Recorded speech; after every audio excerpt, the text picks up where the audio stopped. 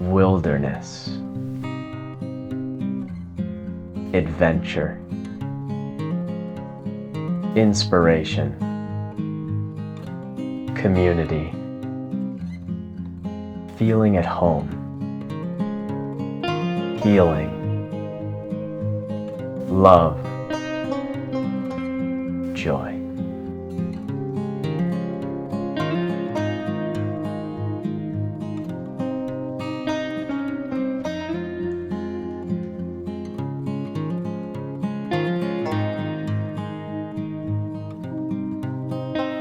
My name is Joshua Zimmerman, and I'm the president and founder of Life Itself.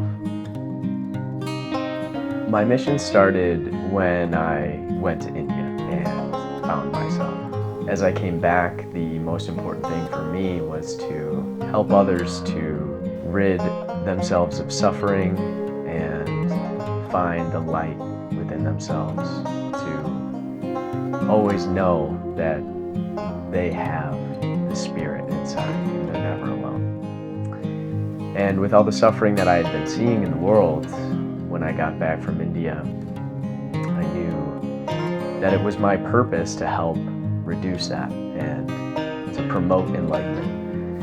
And that's the spirit that I bring to these retreats. And while we are out in the wilderness, I look at it as practice of letting go, to be immersed in your environment and completely involved in real God-given experience. There's a certain reverence and connection we get from the true natural experience. So I started hosting these retreats so that people could get a taste of what I was experiencing out in the mountains while I was foraging chaga for life itself. I started to feel this purity of consciousness and simplicity and connection, and I started getting some other people to come with me to share that. And 5 years going strong, these connections have proven to be more meaningful than I could have imagined at the start.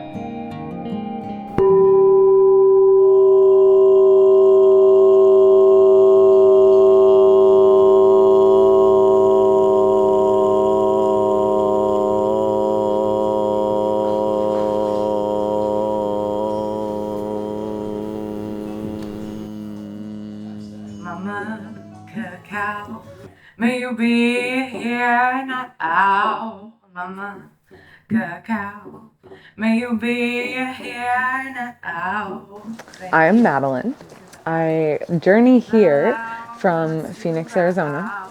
I was born and raised in Buffalo and have journeyed to the desert to find my soul. I'm a yoga teacher and, all the roles, but a soul living this human experience.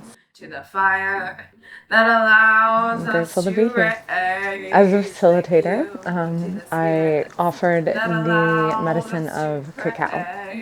So cacao being ceremonial drinking chocolate, the most raw form of this transmission of the fruit. The cacao bean that is known as heart medicine. It's known to really drop us into a space of connection. And that's what these sacred circles are for us to connect from the heart space. And so getting to offer cacao and music and the power of these modalities has been such an honor. And it's a great joy to see her being the spirit of cacao, work through us all and remind us to be students of the earth, as that's what brought us all here, to forage and to learn and to give and receive from this abundant planet that we call home.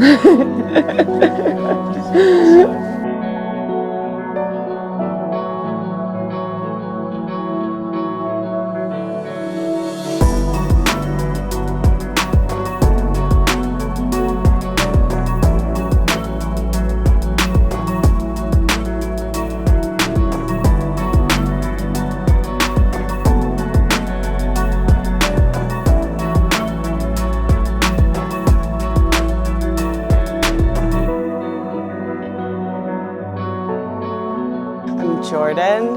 I come from Buffalo. I've always had a huge interest in anything relating to the wellness community, whether it's exercise, yoga, meditation.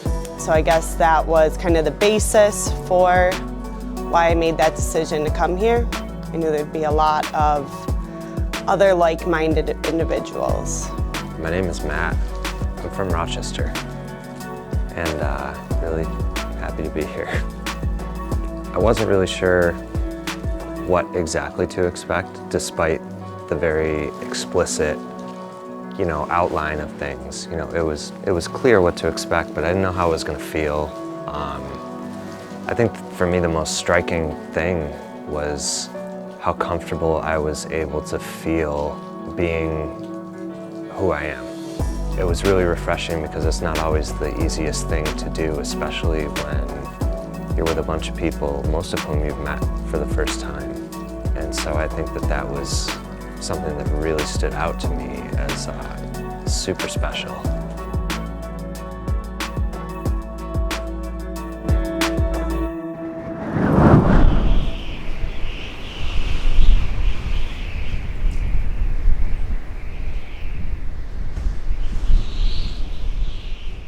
Part of the retreats is to expose people to the harsher natural conditions of winter, or at least perceived harsher conditions, of the cold and the ruggedness of the mountain, and really to empower people to see that they are incredibly capable of traversing this natural world regardless of this cold weather, regardless of the incline of the mountain.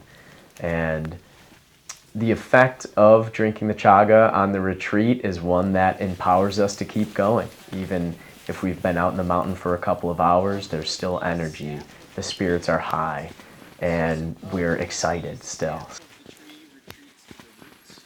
My name is John Marie Kawadi, and I'm from Buffalo, New York. I love nature, so that definitely played a huge part in me wanting to come here, because the idea of just being out in the wilderness, just immersed in nature and on a very nature-connected mission was very appealing to me. I really believe that nature heals. We are nature, and so it really is such a beautiful way to connect with yourself, because it's just this beautiful extension of who you are and a really beautiful reminder of who you are and all that you are and how abundant you are, and cycles of life and death and just everything. I love being reminded of all the ways that it's a reflection of who we are. I feel like every time I'm in nature, I just feel very connected to myself. I feel very understood. I don't have a ton of people in my life, especially in person, that really are kind of on the same wavelength as me or on a similar path to me. And so just the way that the conversations flow so effortlessly here, and everyone is just so open and willing and desiring to connect, it's beautiful. Being in a group of everyone that is, meditating together or dancing together, singing together, on this adventure together is so powerful. It can't be I have energy coming up, I just felt it. You can't be understated, the power of just all being together. We're meant to be in community and connect with each other, and to not go through this journey alone. So chaga is known as the king of medicinal mushrooms, and this king of medicinal mushrooms has been used in places like Russia, Scandinavia, Canada, any places that have a really cold, harsh winter. Chaga grows, and through the growth of chaga, it is a gift for that ecosystem to use to strengthen their spirits against the cold. So the harsh nature of these winters requires resilience, and it requires adaptation and a fortification of ourselves. And that's what chaga provides.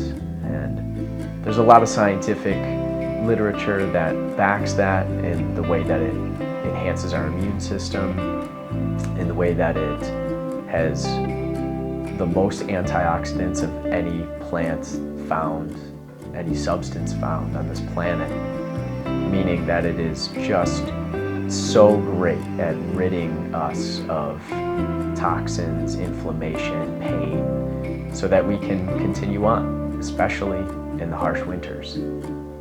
So check this out. First and foremost, this is the Chaga extraction device that I built by myself here. It is made out of a beech tree that I chopped down, and I cut off the top here and then sliced about 6 inches into the tree so that I could wedge this chisel, and then I screwed into the chisel to adhere it, and then wrapped it around with a couple layers of different tape, but on the outside you see the duct tape. So the reason why we do this, and this is just like for, ease of carrying.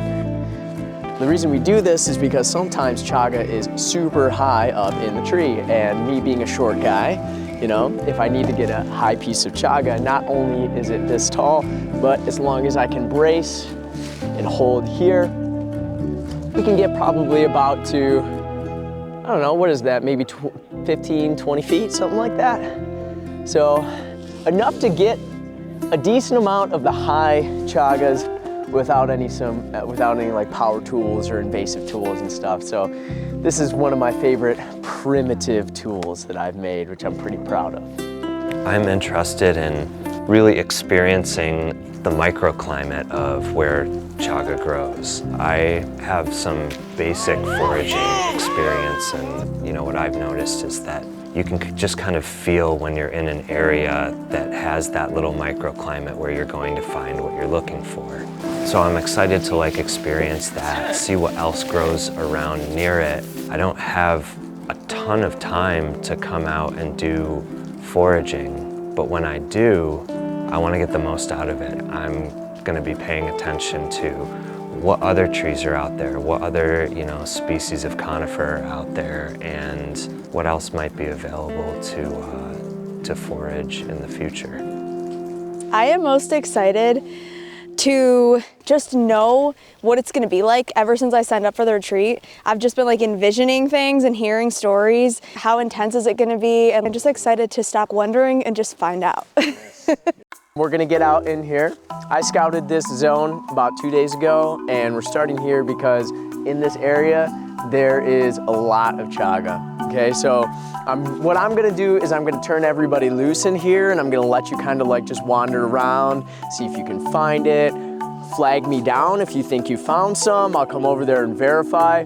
Give you guys some personal experience finding it yourself. And once we've kind of cased this area, we're gonna move on into the wilderness, and you guys will get a bit of an experience of what it's like when I'm out here foraging and there's no plan. There's no assurance that there's chaga anywhere. So we'll all be on our high senses looking for it after that. But so, look, like I said, look for birch trees. So I'm gonna show you guys what a birch tree looks like first. So let's go this way. This is a birch tree. This white tree out off in the distance, that is a birch tree. So anything that has this flaky type of bark, that's gonna be a birch tree. Chaga, what you're gonna wanna look for is a black, abnormal looking mass. Yes, a growth on the birch tree. So without further ado, why don't you guys just go ahead and get wild and see if you can find some. We have until probably about 4 o'clock. The sun sets pretty early, because of the mountains.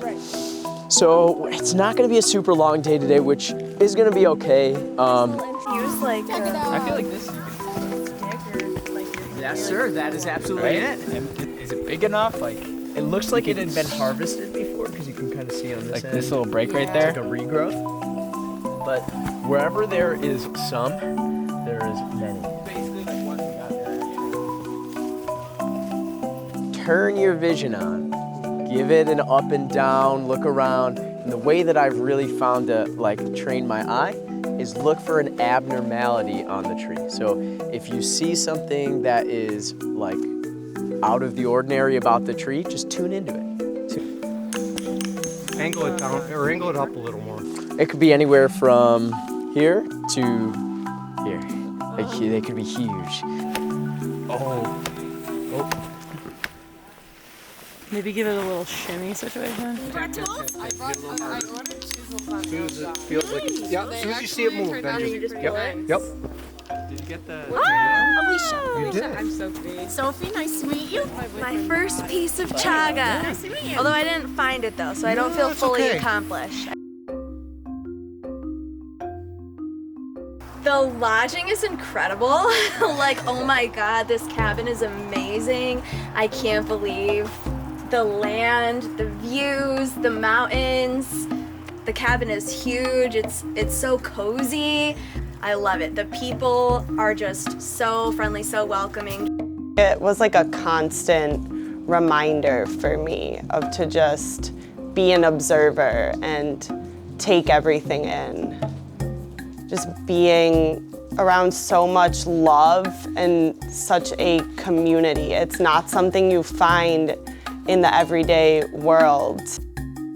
To anyone that's watching, if there's anything that pings you or sparks a little bit of like curiosity, consider what it might be like to explore that. And I would encourage anyone to focus on what is intriguing and interesting about the potential to come on a retreat like this, things that might be not necessarily something that you are super passionate about. You know, don't let that be a disqualifier or something that discourages you. Just kind of spend some time with yourself and see what moves you, and don't be afraid to try something different.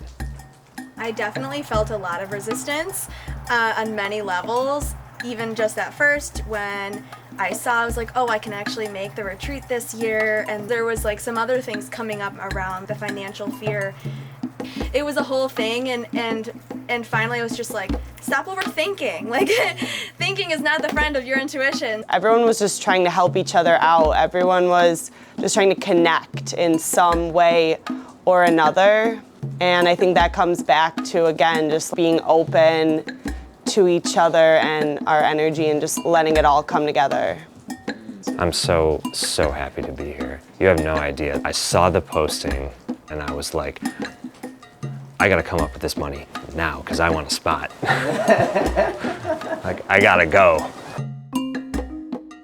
My message to the world is to follow your heart, and when you hear, inevitably you will hear people who will question you, who will attempt to influence you away from what you know to be true.